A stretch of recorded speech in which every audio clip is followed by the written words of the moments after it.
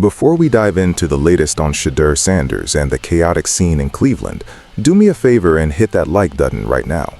Also, drop your name and city in the comments section below. I want to see exactly where the Dog Pound is tuning in from today to track this developing story.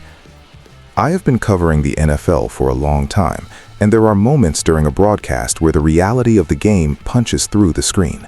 That happened Sunday when CBS cameras zoomed in on Shedeur Sanders' right hand.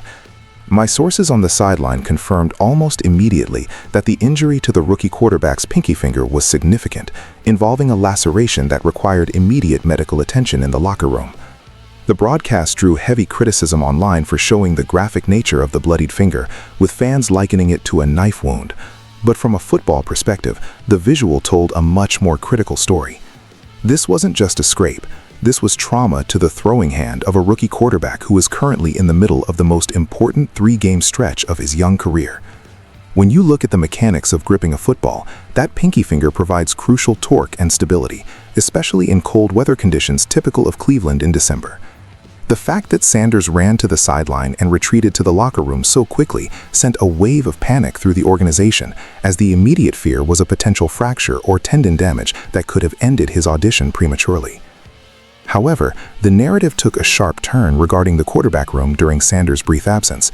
Dillon Gabriel entered the game in relief, and the reaction from the crowd was telling. I'm told by people in the stadium that the boos raining down on Gabriel were deafening.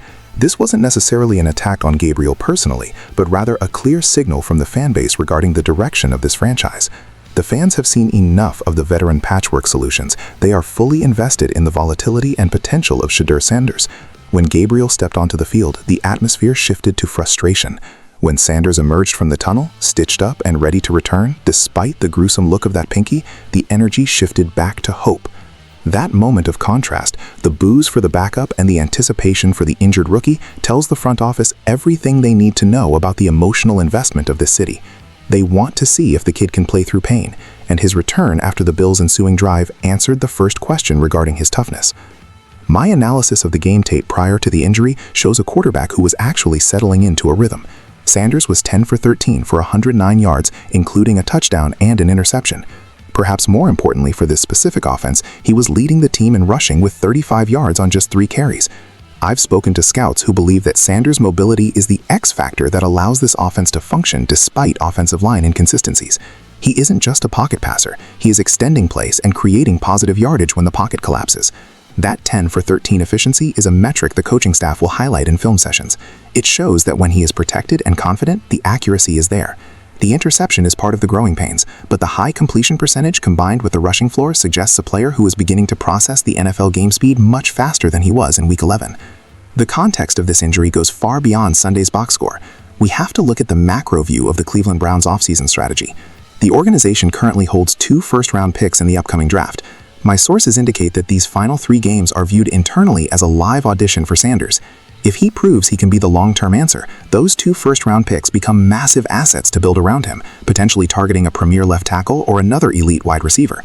If Sanders falters or cannot stay on the field, the front office might be forced to package those picks to move up for a quarterback at the top of the board. That is why this pinky injury is so critical. It creates a variable in the evaluation process.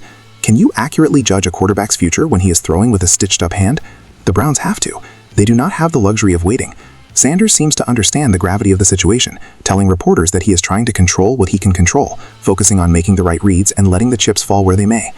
Another layer I am tracking closely is the chemistry between Sanders and the receiving corps, specifically Jerry Jeudy. There has been chatter about a lack of sync between the two, and Sanders addressed this directly, noting that he had 0 first-team reps before replacing Gabriel back in Week 11. That is a massive hurdle for a rookie. You cannot simulate game speed timing in walkthroughs. Sanders emphasized that relationships with receivers have ups and downs, much like personal relationships, and that they are building the foundation now. The fact that he is characterizing this as building a foundation suggests he views himself as the long-term starter, not a temporary fill-in. He believes the progress is starting to click, and despite the 1-3 record as a starter, the internal belief is that the arrows are pointing up regarding his understanding of the playbook. Moving forward, the medical staff will be monitoring that finger closely. The risk of infection or reopening the wound is real, especially with the velocity Sanders puts on the ball. However, the psychological win of returning to the game cannot be overstated. In a league where availability is the best ability, showing the locker room that you will bleed for the team and come back out to finish the game earns respect that no amount of touchdown passes can buy. The coaching staff is looking for a leader, and Sanders passed the grit test on Sunday. Now the focus shifts on whether the injury will alter his mechanics or limit the playbook in the final stretch. The Browns are in a unique position where winning games hurts their draft positioning, but seeing Sanders develop helps their long-term outlook. It's a delicate balance. As we look toward the next matchup, pay attention to the practice reports regarding his participation level. If he is limited, we might see more of the run game installed to protect that hand. But make no mistake, this is Shedeur Sanders' team for the remainder of the season, and the front office is watching every single throw to decide if they need to spend that draft capital on his replacement or his protection. I want to hear from you now. Based on what you saw on Sunday, do you think Shedeur Sanders has shown enough toughness and talent to be the undisputed starter in 2026, or should the Browns use those 2 first-round picks to look for a new signal caller?